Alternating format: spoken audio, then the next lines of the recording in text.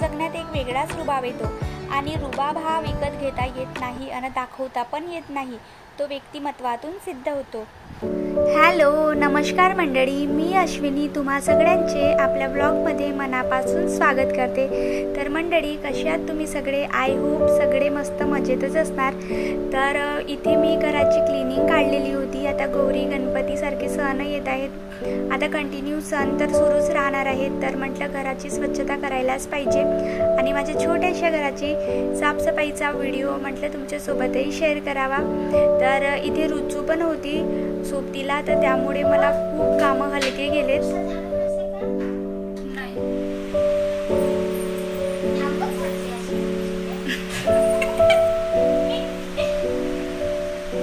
चांगली झाड पण एकदम व्यवस्थित। रुचू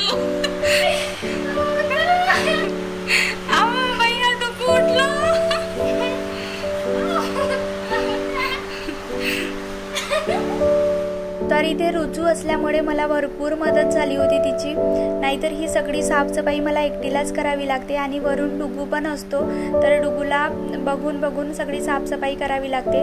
आम्ही दोघी बहिणी असल्यामुळे थोडीफार तर लवकरच साफसफाई झाली, नाहीतर मला पूर्ण दिवस जातो साफसफाई करायला। डुगू उठलेला होता, मग त्याला परत झोपवलं तिथे, नाहीतर त्यांनी पूर्ण डिस्टर्ब केलं असतं। म्हणजे कशी साफसफाई करायचं, काय करायचं, मग ते समजतच नाही, कामच सुचतच नाही आपल्याला। आणि इथे कोणी आपल्याला आपल्या मुलाला बघायला नसलं की मग ते तसंच पाळण्यामध्ये टाकावं लागतो आणि मग आपले सगळे कामं आवरावे लागतात। माझंही तसंच असतं। आणि इथे रुचू क्लिनिंग आवरत होती आणि डुगूला मग इथे पाळण्यामध्ये हलवत होतो आणि परत त्याला झोपत होतो। असंच आमचं दोघी बहिणींचं सुरू होतं। आणि आता इथे रुचूचं काय चाललंय बघा, ही बघत आहे, कोणाकोणाचे फोन आले होते हिला, साफसफाई सोडून आता ही मोबाईल बघत बसली। ही मुलगी हिचे दात बघा, दात। तर काय झालं होतं मैत्रिणींनो, तुम्हाला किस्सा सांगते। रुचूचा ना फोन चालूच होत नव्हता कालपासून, तो बंद पडलेला होता आणि सर्व्हिस सेंटरला न्यावं लागत होतं फोनला, पण मी ना तो फोन देवऱ्यावरती ठेवलं होतं, तर तो अचानकच फोन सुरू झाला होता, तर ती खूपच खुश झाली होती। मग फोन वगैरे आले होते तर ती बोलत बसली होती। त्यानंतर इथे आमचे डुगू महाराज उठले होते आणि डुगू पण आम्हाला क्लिनिंग करू लागत होते। तर अशा प्रकारे आम्ही क्लिनिंग वगैरे केली। आता थोडं लवकर आवरायचं होतं कारण डुगू उठलेला होता त्यामुळे, तर मी काही जास्त व्हिडिओ शूट करू शकले नाही। तर आता आफ्टर क्लिनिंग तुम्हाला मी माझं घर दाखवते। त्यानंतर इथे डुगू उठलेला होता, त्यामुळे पूर्ण व्हिडिओ शूट काही करू शकले नाही।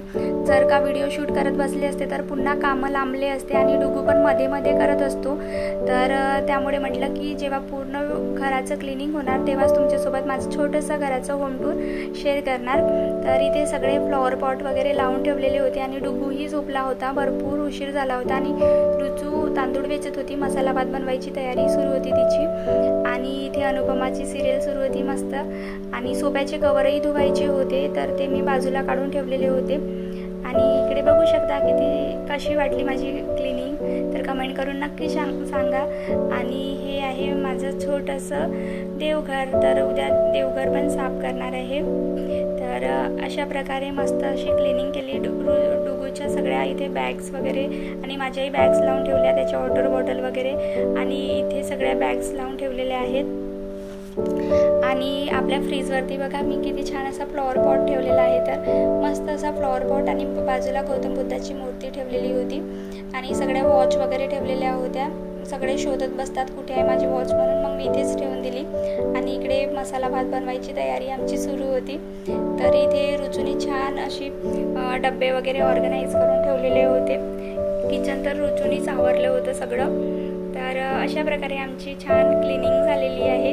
तर तुम्हाला व्हिडिओ कसा आवडला असेल तर लाईक, शेअर, सबस्क्राईब करायला विसरू नका। आणि चॅनलला जर का नवीन असाल तर नक्कीच सबस्क्राईब करा मैत्रिणींनो, आणि छान कमेंट्स पण करा। तर असे छान डब्बे वगैरे इथेही लावून ठेवले आणि माझा गॅस ओटा पण बघा किती छान क्लीन वाटत आहे, तर खूप सुंदर असं वाटत होतं। आणि मस्त असं घरामध्ये जेव्हा आपण क्लिनिंग करतो ना तर खूप छान असं फ्रेश वातावरण वाटते, नाही का? खरंच म्हणजे महिन्यातून तरी एकदा तरी क्लिनिंग करायलाच पाहिजे, खूप छान असं फ्रेश वातावरण वाटतं। तर हे आहे समोरचं हॉल, तर बघा कसं वाटतोय, कमेंट करून नक्की सांगा. तुम्हाला आवडला का आमचा क्लिनिंग ब्लॉग? आवडला असेल तर लाईक शेअर सबस्क्राईब करायला विसरू नका. भेटूया नेक्स्ट ब्लॉगमध्ये. तोपर्यंत बाय बाय.